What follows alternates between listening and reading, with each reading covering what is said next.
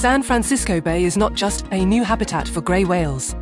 It has become a place where climate change is indirectly shaping where whales die. Between 2018 and 2025, researchers identified 114 individual grey whales entering the bay. But these waters are also one of the busiest shipping corridors on the Pacific coast.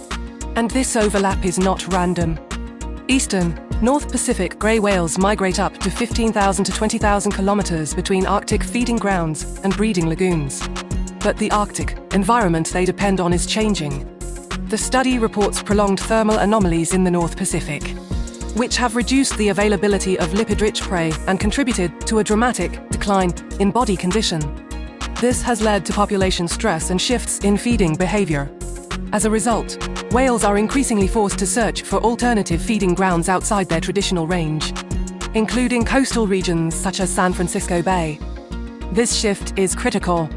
Since 2018, grey whales have been regularly observed entering San Francisco Bay, a behavior rarely documented in earlier years. A photo identification study from 2018 to 2025 found 114 unique individuals. Only 8 matched to known foraging subgroups.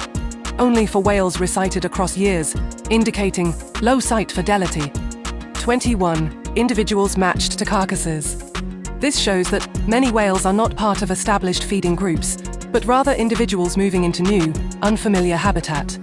Once inside the bay, they enter a high-traffic marine environment, a vessel traffic bottleneck. Within this environment, the primary documented mortality factor is vessel strike. The study reports a minimum mortality rate of 18% among identified whales. 30 of 70 carcasses showed trauma consistent with vessel strikes. In cases where cause of death was determined, 9 of 11 individuals died due to vessel strikes. The study also notes that whales entering this area may be nutritionally stressed, potentially reducing their ability to avoid collisions. This study shows that whale mortality in San Francisco Bay cannot be explained by a single factor. The immediate cause of death is vessel strike, but the underlying driver of exposure is climate change. Thermal anomalies and prey decline in the Arctic are forcing whales into new habitats, increasing overlap with human maritime activity.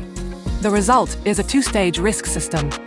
Climate change determines where whales go. Shipping traffic determines what happens to them there. The authors therefore highlight the need for adaptive management, including dynamic vessel speed restrictions, real-time whale detection systems, and targeted mitigation in high-risk zones.